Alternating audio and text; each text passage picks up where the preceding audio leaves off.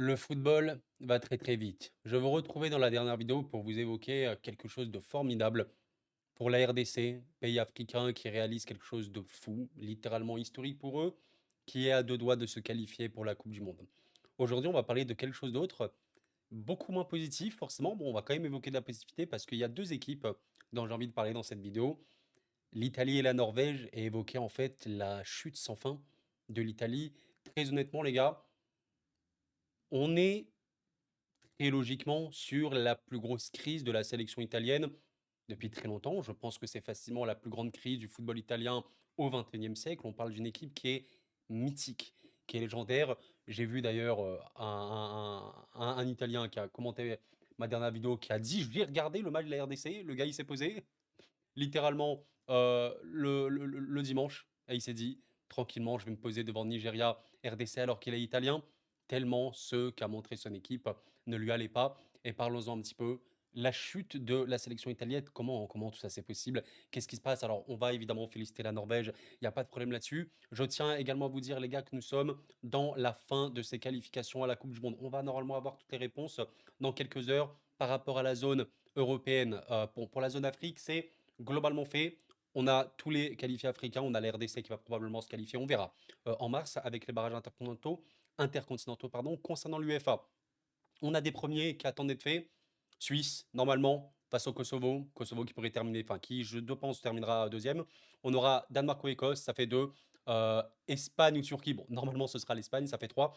On aura également, tac, tac, tac, Autriche ou Bosnie, donc c'est vraiment une finale. Ils vont s'affronter d'ailleurs, ça fera quatre. Et enfin, ouais, Belgique ou Macédoine, normalement ce sera la Belgique. Peut-être qu'on parlera d'ailleurs de nos amis belges qui me demandent très souvent qu'on reparle un peu de la Belgique. On verra bien, ça fera 5.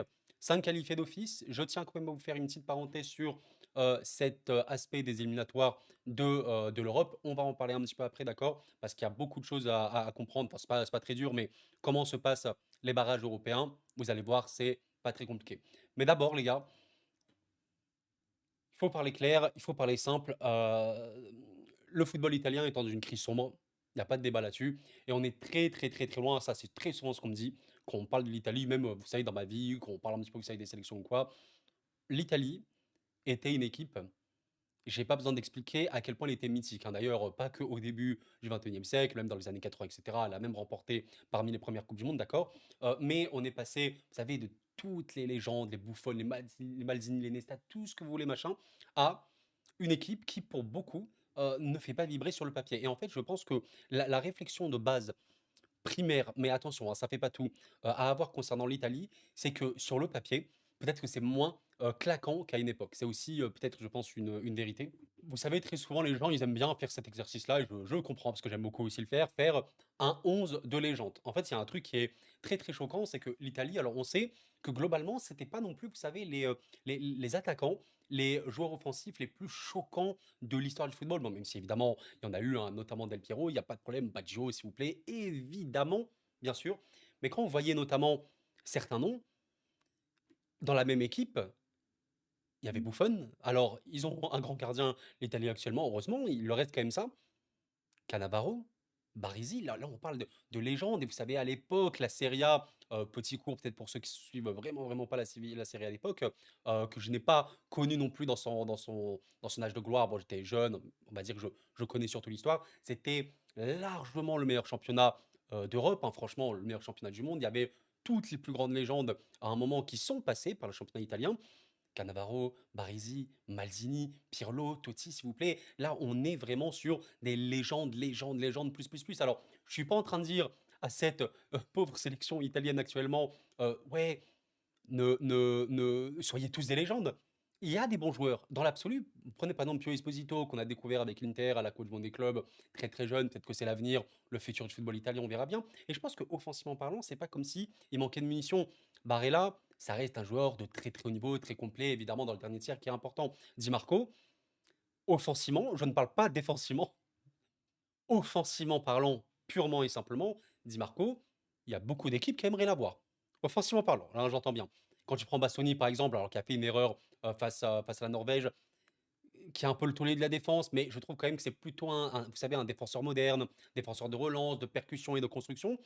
il est un petit peu seul, voilà, qu'on prenait par exemple un mec comme Di Lorenzo, bah, aujourd'hui, qu'est-ce qu'il fait encore, avec la sélection italienne? Je ne sais pas. Je vais pas non plus, tirer comme ça sur certains joueurs pour tirer dessus, vous comprenez l'idée, mais globalement, il y a un manque. Il y a un manque dans cet effectif-là, qui s'est vu, qui est criant. Au-delà de ça, les gars, parce qu'on est aussi obligé de parler, du jeu, l'Italie a changé de coach pas mal de fois, il faut le dire ces derniers temps. Actuellement, c'est Gattuso, bon évidemment que vous connaissez normalement, qui est une légende, italienne, qui a entraîné, pas mal de clubs et actuellement, bah, qui est le sélectionneur littéralement de l'Italie. Donc voilà, on verra un petit peu s'il arrivera à qualifier l'Italie pour, cette coupe du monde. Je rappelle encore une fois que ça va être la troisième fois, il me semble, troisième fois de suite que l'Italie fera les barrages de la coupe du monde. Mais est-ce que vous vous rendez compte?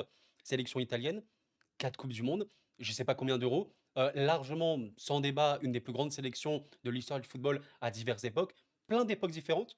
On peut voir l'Italie au sommet. Vous voyez, par exemple, l'Espagne. Bon, l'Espagne, c'est surtout depuis le 21e siècle où ils ne rigolent plus trop, hein, les Piqué, Sergio Ramos, Busquets, Iniesta, Xavi, machin. Bon, voilà, ils ont bugué les Espagnols. D'ailleurs, même l'Espagne n'a pas eu non plus. Vous avez des attaquants de légende plus plus plus. Bon, je m'éloigne un petit peu du sujet. Pour les Espagnols, évidemment que c'est des légendes, mais je parle des machines à but, machines à marquer, comme on peut avoir d'autres équipes. Même si voilà, c'était vraiment des très bons attaquants, je ne dis pas le contraire. Vous comprenez l'idée. L'Italie a eu des périodes de gloire dans plein de moments différents. Troisième barrage de suite, la dernière qualification directe, donc c'était quoi? En 2014, hein, il me semble. 2014, où ils sortent très très tôt. Ouais, 2014, si ma mémoire ne me trompe pas, je crois qu'ils étaient dans un groupe avec l'Uruguay, l'Angleterre et le Costa Rica. Le Costa Rica s'est qualifié en étant premier de ce groupe-là. Et je pense que l'Italie a fini troisième ou quatrième. Je ne suis pas très sûr de ça, mais voilà. Il faut se rendre compte. 2018, pas là. Barrage échoué. 2022, pas là. Barrage échoué. Et là, on en est là. C'est fou de se dire que il y a 20 ans, l'Italie remportait la Coupe du Monde en 2006, enfin presque 20 ans. Alors peut-être qu'ils vont se qualifier et la remporter, je ne sais pas. Mais voilà, par rapport au jeu, les gars, je suis obligé de vous en parler forcément. À l'époque, on avait, vous savez, ce qu'on appelait un petit peu le catenaccio italien, ce système, peut-être, je sais pas si c'est le terme hybride, mais basé aussi sur les mouvements, très, très, très solides défensivement. Et vous savez, pendant très longtemps, on a eu cette idée, ce cliché, mais un cliché qui, je pense, dans le football sur le terrain, pouvait aussi se comprendre, de football, Italie égale solidité défensive extrême. Et en fait, jeu basé sur aussi beaucoup de coups, beaucoup de vitesse, avec beaucoup, beaucoup, beaucoup de structure. Et voilà, peut-être pas, vous savez, des noms offensifs qui ressortent comme plein d'autres équipes actuellement. Voilà, comme prenez l'équipe de France aujourd'hui, Mbappé, Dembélé, Olysée, Cherki, machin, truc. Voilà, il y a plein de noms offensifs qu'on ressort. De base, l'Italie, bon, c'était surtout, on les connaissait bah, pour les tauliers. Derrière, pendant très très longtemps, vous savez que les fans de l'Italie, les fans des joueurs italiens, bah, leurs joueurs préférés, c'était des mecs comme Cannavaro, comme Mazzini, comme Buffon et tout, que des joueurs défensifs. Ce n'est pas pour rien, basé également sur cet aspect de Catenaccio. Et aujourd'hui, ouais, je vais quand même vous montrer quelques images sur ce match-là entre l'Italie et la Norvège. D'ailleurs, les gars, la Norvège qui est vraiment une sélection formidable et je pense qu'avant la Coupe du Monde, on verra bien quand on la fera. Mais je ferai carrément une vidéo, je pense, les équipes outsiders à suivre. La Norvège, les gars, ah là là là. Comment ne peut-on pas suivre une équipe dans laquelle il y a Erling Braut Haaland, j'espère que je prononce bien son nom, qui est juste légendaire. Légendaire, mythique, complète légende déjà du football norvégien. On évoquera la Norvège à 100%, je l'espère les gars, avec deux équipes très importantes à suivre dans cette Coupe du Monde-là. En fait, l'Italie a ouvert le score face à la Norvège. Alors, la Norvège devait perdre 9-0 pour finir deuxième. Clairement, la première mi-temps, ils n'ont pas trop joué. Et en fait, on a remarqué très rapidement en seconde période que c'était vraiment très dur. Et quand je vous parle un peu de structure au niveau de l'Italie, en fait, c'est très très simple. Tactiquement parlant, c'est une équipe qui veut jouer à trois défenseurs avec des pistons très très hauts, notamment voilà, Di Marco, etc. En plus, voilà, dans ce match-là, si on regarde très rapidement, tu as surtout voulu jouer comme ça avec Di Marco et Politano. Bon, voilà, Politano, également vieillissant, hein, 32 ans quand même, je pensais un peu moins, je pensais 30 ans, mais 32 ans. Le premier match entre la Norvège et l'Italie, donc le 3-0 en Norvège, Haaland a également marqué. Bon, vous voyez encore une fois, Udogie Zappacosta, toujours cette défense à 3. On essaie d'avoir un milieu dense, mais en vérité, étant donné que tu es assez haut dans ton pressing et un petit peu inconstant, bah, c'est très compliqué. Et voilà, forcément, tu vois, Retegui, pendant un temps, on se disait, bon, peut-être que Retegui, vas-y, il va être un peu le futur de cette sélection italienne. Bon, au final, il est même parti en Arabie, me semble, hein. Je sais pas si c'est en Arabie, ce club-là. Ouais, c'est en Arabie. On verra un petit peu ce que ça va donner, mais bon. Il y a beaucoup de flou. Je vais montrer, comme je vous dis, des images. Une structure, qui est complètement à la dérive. Je pense que si on a trouvé, vous savez, des critères footballistiques, on peut parler de la qualité individuelle, on peut parler du manque générationnel, et cetera. On peut parler de plein, plein de trucs, d'accord. À la fin, il y a aussi le football, la tactique. Il y a des équipes avec des joueurs beaucoup moins bons que cette sélection italienne. L'Italie, je rappelle que c'est tous des joueurs qui jouent au haut niveau, au plus haut niveau, en Serie A, même dans d'autres championnats, qui sont parfois pour certains des tauliers dans leur club. C'est pas comme s'ils avaient des joueurs nuls, c'est pas le cas. Mais par contre, footballistiquement parlant, qu'est-ce que tu proposes sur le terrain? Quelle est ta tactique? En fait, on voit, par exemple, ici, vous savez, il y a une passe comme ça vers l'attaque pour l'Italie. Vous allez voir que voilà, il y a la défense qui ressort et qui essaie de faire pressing un pour un, etc. Mais globalement, l'organisation défensive est pour moi de très, très, très, très, très loin. En fait, le plus gros problème de l'Italie. Et t'as un mec comme Locatelli, en fait, qui se défend. Franchement, voilà, Locatelli, mais tu le sens parfois ultra isolé. Et le bien défendre dans le football, c'est pas juste, ouais, j'ai des bons défenseurs centraux et c'est comme ça. Et basta, voilà. Non, ce n'est pas que ça. T'es dépassé. Tu es dépassé et surtout face à des équipes qui savent jouer le ballon. Italie-Norvège, sur les 2 matchs, il y a 7-1 pour la Norvège. Comment est-ce qu'on peut expliquer ça? C'est pas possible. Alors OK, Donnarumma n'a pas, fait du tout ses meilleurs matchs face à la Norvège sous le 4-1 où il a pas été bon, OK. Mais Donnarumma, c'est pas juste ça l'explication. Vous comprenez l'idée? Quand vous voyez ici qu'après une simple passe axiale, tu peux, battre ton vis-à-vis et attaquer comme ça, le côté gauche avec une défense super exposée. Regardez un petit peu la structure italienne, 1, 2, 3, 4, 5, ouais, il y a 5, 6 joueurs italiens dans la surface. Bon, je vous invite à regarder un petit peu comment ils sont positionnés. C'est évidemment extrêmement compliqué. Tu sens qu'il y a pas de repère. Di Marco, en tant que piston, il est là. Évidemment que c'est défensivement, bon, Di Marco n'est absolument pas un défenseur. Je ne pense même pas que lui se considère vraiment comme un piston à proprement parler, mais limite comme un ailier par moment. C'est assez délirant. Là, il y a but. Alors, la finition est très belle. Hein, voilà, Donnarumma peut peut-être mieux faire ou quoi. Mais c'est passé, en fait, d'une situation très bizarre parce que initialement, tu es comme ça. Tu es comme ça. Euh, je veux dire, tu as tes 300 trop. Ok, Di Marco, il descend pas vite. On le voit même pas ici sur l'écran. Voilà, je sais pas si vous voyez. Non, vous voyez pas, mais à droite de l'écran, il y a également Bastoni, je pense. Comment tu arrives juste avec une passe comme ça où, ok, tu bats ta première ligne de pression, avec une petite feinte, tu te retrouves dans cette situation de danger? Je ne sais pas. Alors, le but est beau, Donnarumma peut mieux faire, ok, mais le danger, juste la situation. Qu'est-ce qu'on a après? Ouais, pareil, là, tu vois, par moment, tu as essayé d'être en bloc bas. Bon, il y a aussi une vérité, c'est que tu es dans une difficulté à défendre ta surface qui est anormale. Et ça, vous savez, ça me rappelle un peu, alors différemment, c'est pas vraiment la même chose, mais je vais m'expliquer. Vous voyez un peu le Barça en club actuellement, défensivement, c'est la ruine. Mais pourquoi? Parce que le Barça est extrêmement haut sur le terrain, en fait, se fait beaucoup trop avoir dans le dos, en contre et complètement ruiné derrière. Voilà, ça c'est aussi une vérité.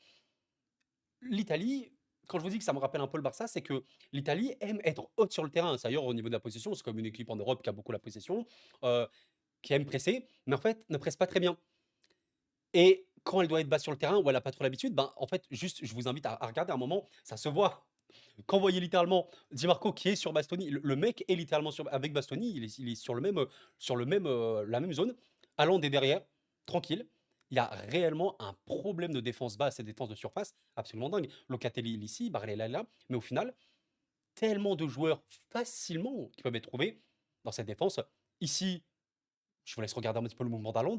Après la percussion, après le centre, Di Marco est dans le vent. C'est un comble, mais l'Italie ne sait pas défendre. C'est chaud. C'est chaud de dire ça. Vous remontez il y a 20 ans, les gens vous prennent pour un fou. L'Italie ne sait pas défendre. Mais de quoi tu parles? Tu es malade ou quoi?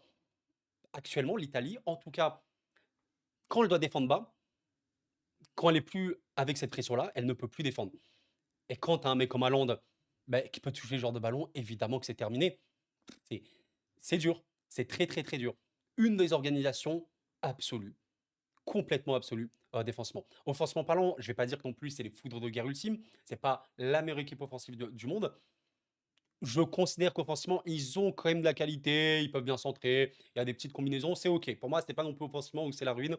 Par contre, derrière, c'est voilà, c'est la ruine. Donc là, c'est très très compliqué. Encore une fois, Donnarumma peut mieux faire parce qu'en fait, il tape le ballon. Au final, il rentre dans les cages.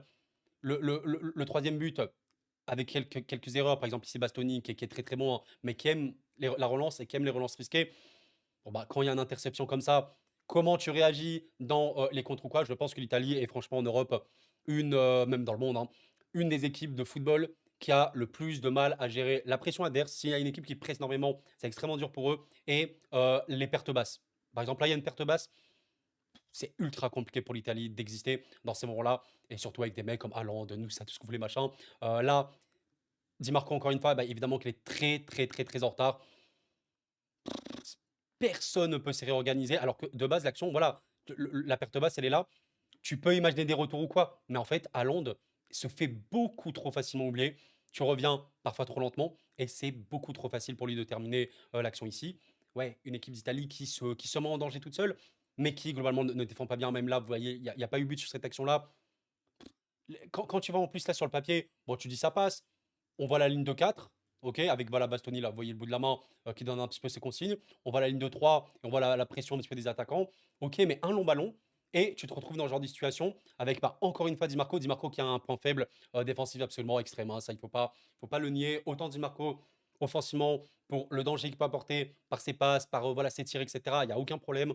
Autant structurellement parlant, Di Marco, il peut être un handicap absolument dingue. C'est aussi une vérité. Et là, simple long ballon, tu es dans cette situation. C'est dur, c'est extrêmement dur pour toi. Tu as des joueurs intérieurs qui peuvent toucher le ballon tranquille. Et encore une fois, ouais, des joueurs à la dérive. Bon, là, ça ne va pas marquer. Mais c'est très très dur. Là, franchement, le mec tire. Bon, peut-être que tu peux dire, je crois que c'est Ryerson hein, qui tire. En vrai, tu peux peut-être passer ici. Peut-être que Haaland, il peut être servi aussi. C'est chaud. C'est vraiment très très chaud. Regardez, même quand l'Italie veut presser, quand je vous ai dit qu'ils pressent pas très bien, il y a des moments où ça va, ça presse, mais des équipes qui savent ressortir le ballon, comme la Norvège, bah en fait, je trouve du genre de situation, il y a une tête pour essayer de remettre, mais sur les seconds ballons, bah t'es ultra en retard. Mais regardez un petit peu, un Norvégien, deux, trois, quatre, où sont les Italiens? Bah Barella, il est là, mais c'est un peu trop tard. Et ouais, c'est tactique. C'est aussi tactique, les gars, c'est le football. Haaland ici en remise, très facile. Ça va pas marquer ici, hein, mais tu te mets dans la surface de l'Inter d'une facilité. Là, ça revient, regardez, il y a Sorlos qui demande le ballon. Analysez simplement la position des Italiens. Encore une fois, Di Marco, bah, qui est redescendu cette fois-ci, mais Sorlos est seul. Il y a trois Italiens qui se marquent dessus ici, c'est très dur, hein. Franchement, les Italiens, force à vous. Je peux comprendre que l'abonné italien qui est venu, qui m'a dit, je regardais RDC Nigeria. Quand j'ai vu le replay du match, j'ai compris. J'ai vraiment compris. Je me suis même refait le match, hein, littéralement. Les gars, c'est tellement facile pour la Norvège d'évoluer à ce moment-là. Tout le monde est obsédé par Haaland, je pense. C'est aussi ça, parce qu'il fait évidemment très très peur. Mais il faut aussi marquer les autres. Des ballons trop facilement trouvés. Solos peut toucher le ballon ici. Il aurait pu tirer. Au final, le nombre de ballons ici, il est dans la surface. Normal. Il garde le ballon. Il contrôle, il crochet, machin. Il va tenter une frappe là. C'est ultra ultra compliqué. Le ballon, il frôle la lucarne. Les gars, je vais pas non plus. Ouais, quand même 20 minutes de vidéo. Ouais, je pensais pas que j'allais parler autant. Je vais pas non plus voilà, aller trop loin. Je pense qu'on a déjà dit beaucoup de choses. Cette équipe a perdu de la qualité au niveau des joueurs, mais cela ne fait pas tout. Je pense que tactiquement aujourd'hui, cette Italie a des lacunes, a des failles beaucoup trop importantes pour se permettre d'exister à haut niveau. Là, c'était la Norvège, qui est vraiment une très très bonne équipe de football. Maintenant, je vous laisse imaginer un Italie-Espagne en Coupe du Monde, un Italie-Norvège, enfin Norvège, on a eu un Italie-France, je sais pas, etc.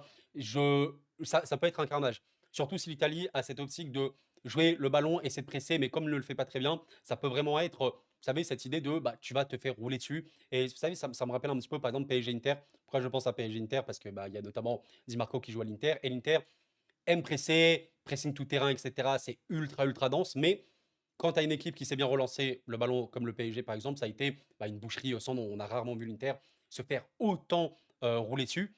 Sans, voilà, je ne cherche pas du tout à provoquer ni rien, mais c'est pour vous montrer que tactiquement parlant, parfois il faut faire des concessions. Peut-être que l'Italie, ben, tu vois, sur ce match-là, notamment en première période, ils ont plus le ballon. En seconde période, c'est du 50-50% de position. Mais par moment, je te dis peut-être que l'Italie, structurellement parlant, en ayant moins de ballon, mais en étant beaucoup plus compact, en cherchant beaucoup plus les contres, ben, peut-être qu'elle aurait beaucoup plus de possibilités et de probabilités d'être bien et de remporter des matchs. Ça paye cash. Ok, ton gardien n'a pas été bon dans ce match-là, ok. Mais tu t'es fait trop transpercer sur beaucoup trop de moments. Par rapport au barrage, les gars, on finira un petit peu sur ça. Alors, comprenez une chose très simple, je vous invite allez, à faire pause si vous voulez. Voilà, pour lire un petit peu ce qu'ils disent, je vais vous résumer ça très tranquillement. Ce qu'il faut retenir, c'est là, y a 4 groupes de 4 équipes. Dans chaque groupe, les matchs sont à élimination directe, il y a des demi-finales et la finale, et les vainqueurs de groupe sont qualifiés pour la Coupe du monde. 4 équipes européennes seront qualifiées à l'issue des barrages européens. Voilà, ça à considérer. Alors maintenant, on verra un petit peu qui seront de la partie. Pour l'instant, on a quelque chose comme ça, la Slovaquie, on a l'Irlande du Nord, on a la Suède, l'Ukraine, l'Irlande, la Pologne, la Roumanie, l'Italie, l'Albanie et la Tchéquie. Sur le papier, l'Italie a quand même la possibilité de gagner sur plein d'équipes, mais tu vois, quand je pense à l'Irlande qui s'est qualifiée de manière un peu miraculeuse et avec beaucoup, beaucoup d'abnégation, l'Irlande, ça peut être très piège. Ça me rappelle un peu la Macédoine. Je crois que c'était la Macédoine en 2022 pour l'Italie, c'était très piège. L'Irlande, ça peut être très, très piège parce que eux, bah voilà, peuvent vraiment aller dans ton dos, ça peut aller très, très vite. Ils ont un buteur qui marque énormément en ce moment. OK. Bon, la Tchéquie a des possibilités de contre aussi. La Pologne, il reste à Lewandowski, donc même ça, c'est pas la Pologne la plus séduisante, mais dans le ton d'eau également, tu peux te faire piéger. J'ai envie d'être optimiste pour l'Italie, mais je vous jure que ce n'est pas une blague quand on dit qu'on est inquiet pour l'Italie, qu'il y a une probabilité certaine qu'il ne se qualifie pas en Coupe du Monde. Quand vous prenez par exemple, on parlait de la RDC tout à l'heure, la RDC, je pense globalement, a largement les capacités tactiques pour se qualifier en Coupe du Monde. La plupart des équipes qu'elle va affronter sont vraiment abordables, et je trouve que tactiquement parlant, bah, en fait, la RDC joue d'une certaine manière qui leur permet d'être fort. L'Italie, en fonction du tirage, il y a une probabilité réellement élevée pour moi que ça ne passe pas. Maintenant, on verra. Il y a deux matchs. Il faut remporter ta demi-finale et il faut remporter ta finale le 31 mars 2026. Ouais, ce sera ça la finale. On saura si l'Italie est en Coupe du Monde ou non. Alors, ça peut même être plus tôt. Si le 26 mars, bah, par exemple, tu es éliminé, tu seras éliminé. Mais ça a considéré. Bah, les gars, je pense que j'ai à peu près tout dit. Je voulais quand même revenir un petit peu sur cette Italie-là qui est en perdition, bien sûr. C'est très dur parce qu'en plus, vous savez que globalement, les résultats sont bons. Si on prend l'ensemble, t'es 9e classement FIFA, évidemment que tu remportes la majorité de tes matchs, tu restes l'Italie avec des joueurs de haut niveau. Il n'y a pas de problème là-dessus. Maintenant, il y a des failles certaines. Cette équipe est vieillissante. Je sais que certains veulent parler de l'âge. Alors, je, je suis pas partagé là-dessus parce qu'il y a quand même eu un petit turnover de génération. Voilà, là, les plus vieux, notamment sur ce match-là, ouais, Di Lorenzo, Politano, bon, voilà, ils sont un petit peu sur la fin. Je suis partiellement d'accord peut-être avec cet aspect de vieillir. Je pense que peut-être les gens un peu en calque l'Inter Milan, par exemple, voilà, qui est vraiment une équipe qui vieillit avec Acerbi et tout. Ok, tu peux faire mieux. Je pense que tu peux peut-être rajeunir certains trucs, mais bon, voilà, quand je vois Pio Esposito, qui est vraiment une belle trouvaille, très très bel espoir, bon, qui joue, c'est ok. Barella, à 28 ans, ok, il est plus tout jeune, il reste quand même un taulier. Globalement, vous savez, les noms que je vois, genre Locatelli, Di Marco ou quoi, machin, ça va, c'est ok. C'est pas les plus jeunes, c'est pas les plus non plus. Donc là, je ne fais pas tout. Je pense vraiment que cette équipe devrait aussi jouer différemment. Voilà. Elle veut jouer comme ça. Peut-être que ça va l'amener à la Coupe du Monde. Peut-être qu'elle fera quelque chose à la Coupe du Monde de différent ou qu'elle va surprendre, je ne sais pas. Ça reste aussi du football. Mais les gars, voilà un petit peu pour la mise à jour concernant l'Italie, équipe qui n'est pas finie, bien sûr, qui a des possibilités, mais je comprends les nostalgiques qui me disent à l'époque, il y avait une Italie qu'on aimait, même les non-italiens qui étaient bah, littéralement en mode waouh, la sélection italienne. Le football, il a changé, comme on peut dire. Prenez soin de vous, les amis, c'était Koro. Merci à vous et la paix sur vous.